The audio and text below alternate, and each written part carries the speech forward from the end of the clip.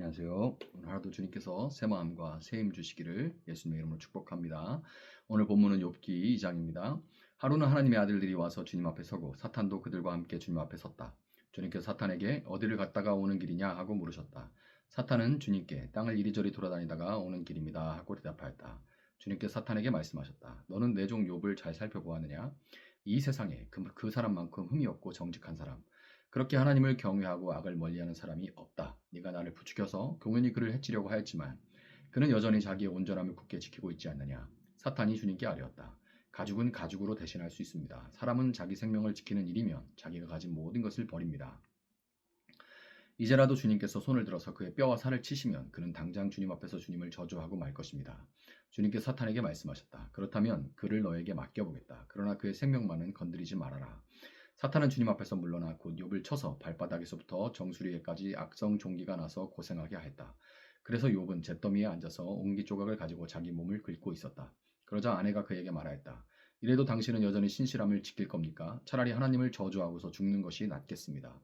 그러나 욥은 그에게 이렇게 대답하였다. 당신까지도 어리석은 여자들처럼 말하는구려. 우리가 누리는 복도 하나님께로부터 받았는데 어찌 재앙이라고 해서 못 받는다 하겠소. 이렇게 하여 욥은 이 모든 어려움을 당하고서도 말로 죄를 짓지 않았다. 그때 욥의 친구 세 사람, 곧 대만 사람 엘리바서와 수아 사람 빌닷과 나아마 사람 소발은 욥이 이 모든 재앙을 만나서 고생한다는 소식을 듣고 욥을 달래고 위로하려고 저마다 집을 떠나서 욥에게로 왔다. 그들이 멀리서 욥을 보았으나 그가 욥인 줄 알지 못하였다. 그들은 한참 뒤에야 그가 바로 욥인 줄을 알고 슬픔을 못 이겨 소리내어 울면서 겉옷을 찢고 꼭 공중에 티끌을 날려서 머리에 뒤집어 썼다. 그들은 밤낮 이래 동안을 욥과 함께 땅바닥에 앉아 있으면서도 욥이 겪는 고통이 너무도 처참하여 입을 열어 한마디도 할 수 없었다. 아멘. 자, 욥기는 읽는 사람으로 하여금 고난과 하나님의 이 정당성에 대해서 질문하도록 그렇게 요청을 합니다. 의도적으로 그렇게 질문하도록 요청하는 책이죠. 욥은 흠이 없고 정직하였으며 하나님을 경외하여 악을 멀리하는 사람이었는데 우리 모두가 신앙이 있는 사람이면 다 되고자 하는 그런 모습이잖아요. 욥처럼 되고 싶은데 욥처럼 못 돼서 안타까워하는 그런 어떤 모델 같은 그런 인물인데 그런데 바로 이 욥의 순전함 때문에 엄청난 고난을 당하기 때문에 자연스럽게 왜 죄 없는 사람이 고난을 당해야 되는가라는 질문이 이 배꼽에서부터 단전에서부터 치밀어 오를 수밖에 없습니다. 욥기 1장과 오늘 본문이 2장에는 두 번에 걸쳐 천상의 회의가 이제 소집됩니다. 하늘에서 회의가 소집이 되어 천상의 회의에서 하나님과 사탄은 욥이 과연 얼마나 순전한 신자인지를 놓고 논쟁을 벌이다가 급기야는 욥의 신앙을 시험해 보기로 그렇게 결정을 하는데요. 합의한 내용은 욥의 생명을 제외한 일체의 것에 대해 사탄이 마음껏 이제 친 후에 때린 후에 욥이 어떤 반응을 보이는지를 확인해 보는 겁니다. 사탄의 모략과 공격을 받은 욥은 자녀들과 많은 재산을 일순간에 잃게 됐음에도 불구하고 자신의 순전함을 지켰습니다. 그러자 사탄이 이번에는 욥의 신체를 공격해요. 이쯤 되면 욥 아내의 입을 통한 사탄의 말, 사탄이 욥의 입에서 나오기를 기대한 것은 이거예요. 이래도 당신은 여전히 신실함을 지킬 겁니까? 차라리 하나님을 저주하고 죽는 것이 낫습니다. 사탄이 욥의 입에서 나오길 바라는 것은 하나님을 저주하고 그냥 죽어버려야지. 내가 뭐 좀 심한 말로 내가 뒤져야지. 이렇게 그냥 저주하고 원망하고 탓하고 이러기를 바라는 것이 사탄의 의도였어요. 그리고 이런 말이 너무 합당하게 들립니다. 그럴 만도 하죠. 그럼에도 욥은 끝내 자신의 신실함을 지켜냅니다. 그런데 여러분, 왜 전능하고 선하신 하나님은 욥을 시험하자는 이 사탄의 부당한 요구에 그토록 쉽게 응하신 걸까요? 이쯤 되면 혹시 하나님은 사탄을 제압할 능력이 없는 걸까 하는 생각. 하나님은 또 순전한 신자를 보호하실 적극적인 의지가 부족한 이제 막 시험하고 괴롭히는 어떤 그런 분은 아닐까 하는 그런 의심이 들게 마련이죠. 이런 질문들은 과연 하나님은 전능하시고 선하신, 전능하고 선하신 게 공존한다는 게 진짜 어려워요. 전능한데 선하다는 것, 또 선한데 전능한 것, 이게 공존하는 것이 하나님이에요. 전능하신데 선하지 않으면 이건 진짜 지옥이죠. 모든 것을 할 수 있는 전능한 분이 선하지 않아. 그러면 완전히 변태가 따로 없겠죠. 막 괴롭히고 그러면서. 선한데 전능하지 않아요. 그러면 안타까워하기만 하겠죠. 아이고 저거 어떻게, 아이고 저거 어떻게, 이렇게 되겠죠.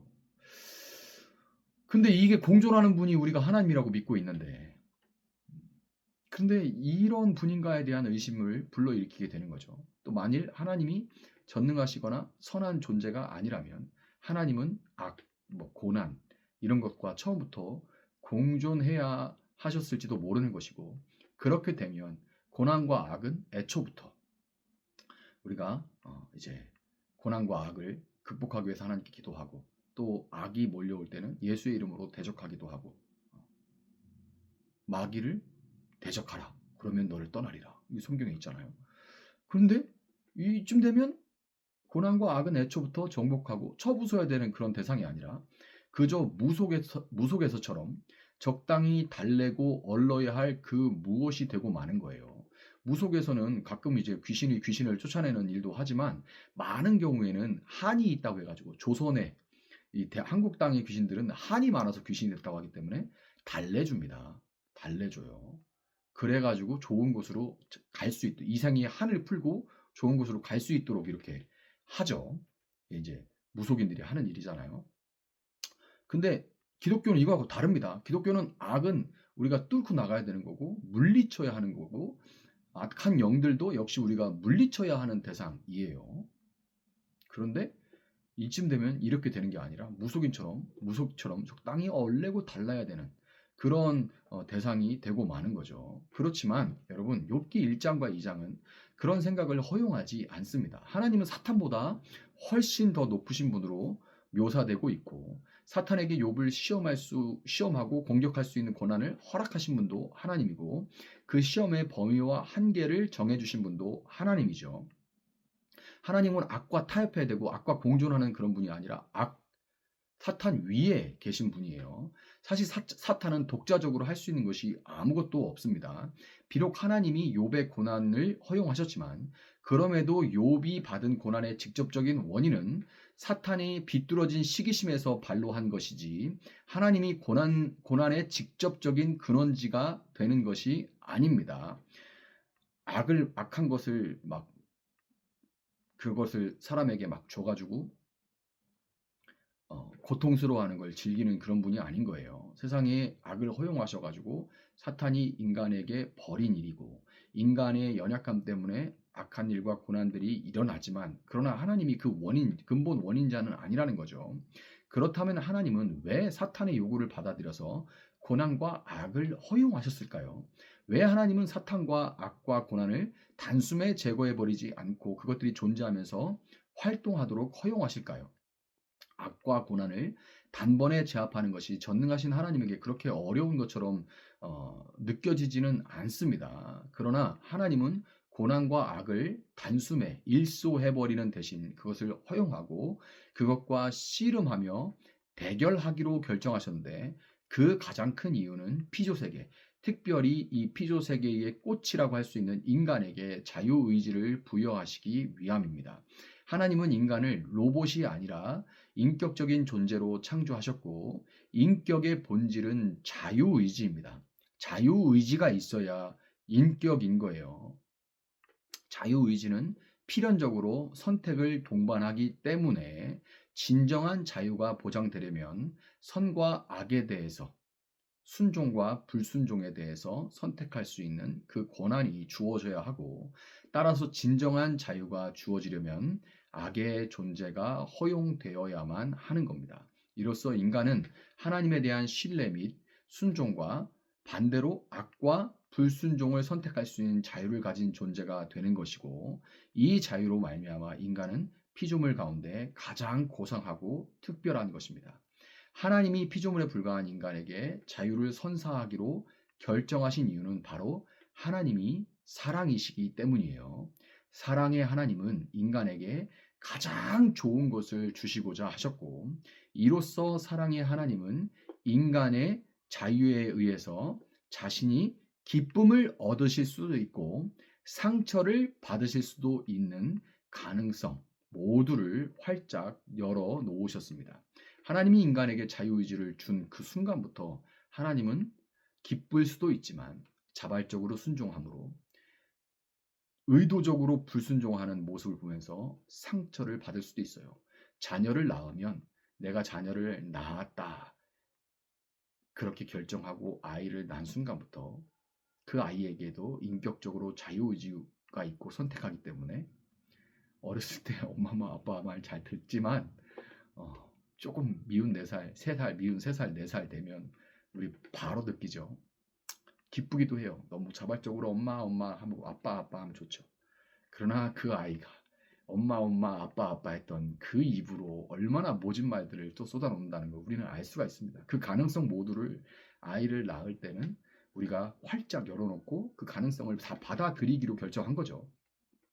하나님은 고난과 악에 맞서 대결하고 씨름하는 주체로 하나님 자신이 아니라 자신이 선택하시고 지정하신 한 인간을 내세우시는데 욥은 그 일을 위해 부름을 받은 사람입니다.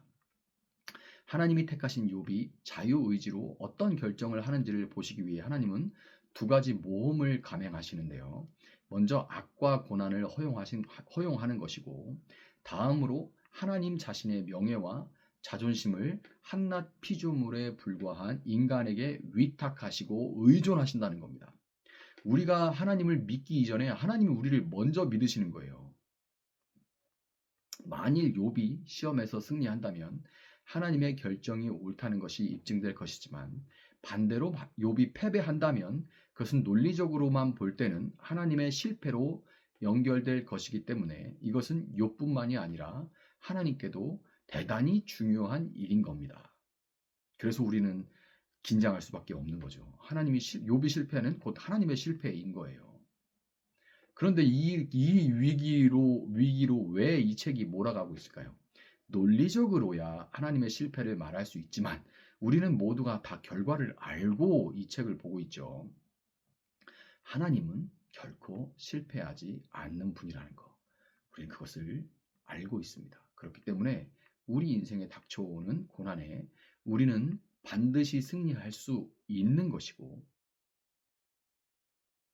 하나님이 고난의 원인자도 아니고 하나님이 실패도 하지 않으신 분이기 때문에 곧 고난이 우리 인생 가운데 닥쳐올 수 있지만 우리는 그 고난 가운데 결국 승리할 수 있는 것이고 그 고난에 대한 우리의 자세와 선택은 우리에게도 중요한 것은 이제 과정이에요. 고난은 일어나요. 그런데 그 고난에 대한 우리의 자세와 선택은 우리에게도 중요하지만 하나님의 영적인 세계에서 굉장히 중요하고 의미가 있다는 것을 우리는 기억해야만 하는 겁니다. 한편 천상의 회의에서 결정된 일이 보이는 물질 세계에서 일어나는 일에 영향을 끼치고 통제한다는 것을 우리는 반드시 기억해야 돼요. 그래서 우리 주변에 고난을 당하는 사람, 아유 무슨 죄를 졌길래 저러나 라고 우리가 함부로 판단하기보다는 그가 아름다운 하나님이 부여하신 그 자유의지로 끝내 그가 하나님을 선택할 수 있도록 기도할 수 있는 여러분들 되시기를 예수님의 이름으로 축복합니다. 잠시 기도하겠습니다. 사랑하신 주님 감사합니다. 고난 가운데 우리는 하나님의 전능하심과 하나님의 선하심을 여전히 신뢰할 수 있다는 것을 결국 욥기는 우리에게 말하고 있습니다. 한 장 한 장 살펴가겠지만 그러나 하나님 우리는 욥기의 결론 하나님은 실패하지 않는다는 것을 이미 알고 책을 읽어갑니다. 그럼에도 우리는 욥기의 모든 과정들을 겪어야만 하고 그 가운데서 우리가 선택하고 결정하는 모든 것들은 하나님께도 큰 의미가 된다는 것을 우리는 알고 있습니다. 고난을 당하는 사람에게 이런 이야기들은 사실 하나님 너무나 허공을 치는 것 같은 얘기일 수 있지만 그러나 우리 인생의 고난이 떠날 수가 없고 그것이 하나님 만들어 우리에게 주신 것이거나 하나님이 실패하는 분이 아니라는 것을 우리가 믿는다면 하나님 고난을 우리가 순히 받을 수 있게 하시고 잘 견뎌나갈 수 있게 하시고 이 모든 고난 가운데도 결국에 하나님을 선택해 나가고 우리 입으로나 하나님 우리의 삶으로 하나님 앞에 하나님 마음에 상처를 주는 일들을 줄여가고 그 가운데서도 자발적으로 하나님을 택하며 언제나 하나님의 기쁨이 되어가고 또 고난 가운데 더욱 기쁜 하나님의 사람으로 또 다른 사람을 포용할 수 있고 위로가 될 수 있는 사람으로 우리가 성장해 갈 수 있도록 깊어져 갈 수 있도록 주님 우리 가운데 함께하여 주시기를 원합니다. 한 주간도 또 하루도 많은 고난 가운데 있는 이 말씀 붙들고 기도하는 성도들 주님 기억하여 주시고 육신의 아픔을 살피시고 그 마음의 아픔을 주님 살피시고 그 영혼의 아픔을 주님 살펴주시고 그들의 필요를 돌보시고 채워주시기를 원합니다. 감사하며 예수님의 이름으로 기도합니다. 아멘. 오늘 주신 말씀 붙들고 계속해서 기도합니다.